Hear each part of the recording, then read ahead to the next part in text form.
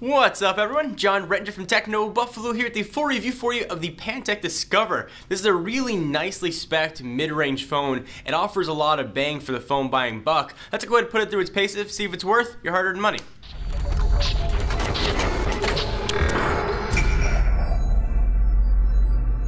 Alright, so here is the Pantech Discover. We're going to break this review down into a few different parts. We're going to talk about call quality, hardware, build quality, display, performance, software, battery life, and then give this sucker a full review. It doesn't really matter what's powering this phone. If it's not going to make good phone calls, it's not going to be that much use to you.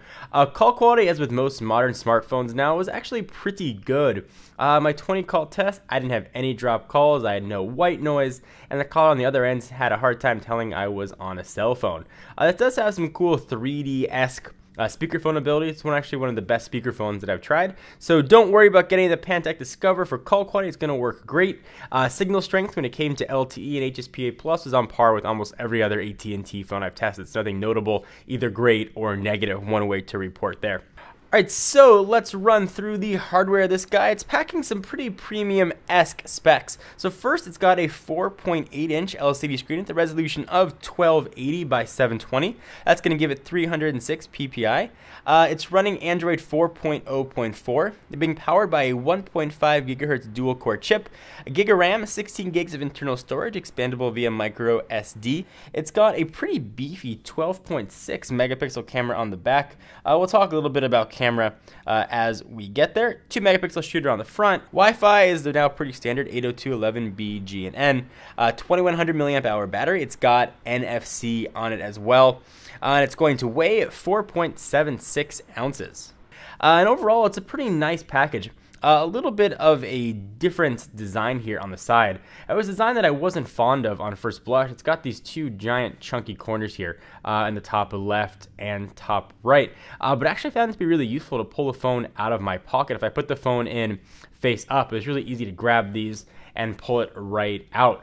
And several people noticed this sort of had a Nexus feel to it. Pantech has really nailed the build quality here. It's a fantastic feeling phone with a bit of an odd design. So it's flat in the middle, then a hump on the top and a hump on the bottom, and then curved edges on the side.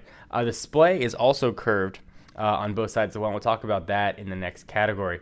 But they've really done an incredible job with the build quality here. If you were worried about picking up a Pantech because if you've used maybe one of their lower end models, don't let build quality be a reason to deter you. This phone feels excellent. The volume rocker up and down have a really nice push to it. Not something that I comment on very often, but these felt great. The power and lock button was really well pronounced. Everything about the phone actually screened pretty premium build quality, so hats off to Pantech for that. The other major important thing about a phone, though, is the display, and this is where the phone starts to fall a bit short. So I mentioned we got a resolution here of 1280 by 720, perfectly suitable screen and pretty commonplace for what we see on most mid to high-end phones. But when you take this phone outside or you hold it at a slight angle, the viewing angle makes this thing almost impossible to view, even at a slight off angle. If you're viewing a website, for example, you're going to have a really hard time seeing anything. Images were relatively washed out here as well, and video just looked kind of blah. I've tested a lot of phones over the years, and this one was really unremarkable in almost every way. So from a display standpoint, this is definitely not one of the better phones. Alright, let's go from display to performance. This guy's being powered by a dual-core 1.5 gigahertz processor. It's a Snapdragon variety. And sometimes it feels pretty snappy, sometimes it doesn't. For those of you quadrant nuts out there, it did get a pretty solid quadrant score of 5,551. But sometimes launching web applications, or really any applications, there was a huge lag. So for example, right now, I'll close everything that I had opened up here. 1 out of every 5 or 6 times, I'm going to go ahead and try and open the web, and I tapped to touch the browser. Between the time that the keyboard showed up, sometimes it was very quick like you just saw, and sometimes there was maybe a 5 to 6 second delay. That was really representative of throughout the phone. Sometimes things were very fast, and when they were very fast, they worked really well. But it wasn't consistent throughout the entire experience of the phone. Now, that might be due to some third-party apps I tried not being coded the best, but you're not going to be using just first-party Google apps as you use the phone. Something to keep in mind if you're looking for really the fastest phone out there. This is definitely not going to be for you. But when it comes to doing stuff once it's open, browsing and things are just about as you'd expect. Pinch to zoom works just as you'd expect. Everything else about it, just works like a regular Android phone, albeit not the fastest one out there. All right, let's talk about software. Pantech's done quite a bit of tweaking and customizing to the Android 4.0.4 that it's built on.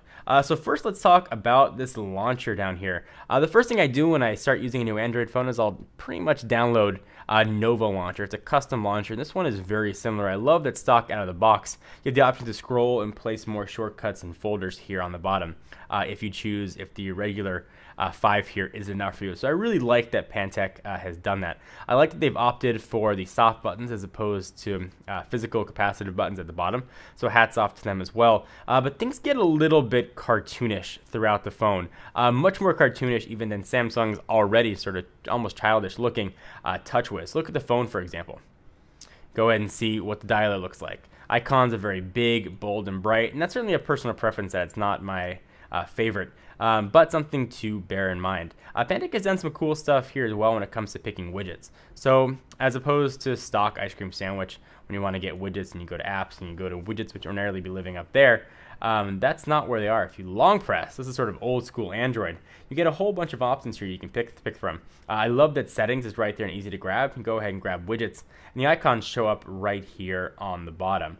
You can see about as much as you can on the regular version of Android, but you get a smaller preview of it. There's some cool animations too as you scroll through. I didn't mind this very much, but it's something to sort of relearn if you use previous versions of Android phones. This is where you have to go for widgets. Sort of other niceties here as well. On the drop down, you've got some colors here in the quick settings.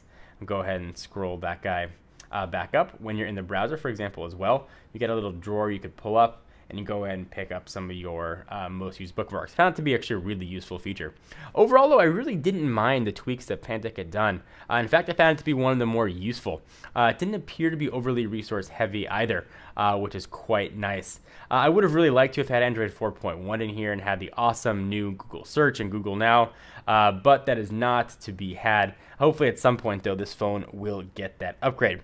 All right, so let's talk about battery life. This is a 2100 milliamp hour battery, and it wasn't half bad, actually. I was able to get through easily a full day of weekend use with about 2 hours of phone call, some admittedly very intensive Twitter, Instagram, and Facebook use, and a lot of browsing, and about 15-20 minutes of video with about 40% of battery life. So despite not being the largest battery in the world, it really did a nice job when it came down to how long the battery could last and the use of the juice that it had.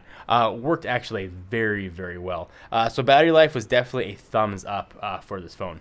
So what's the final verdict on the Pantech Discover? It's not a bad phone by any stretch of the imagination. At $50, it's a pretty nice value. When you look at phones that are maybe $50 to $100 more, and it starts being tough to justify this. Certainly saving a couple bucks up front is nice, but over the course of a $2,500 to $3,000 2-year contract, that $50 savings doesn't mean that much.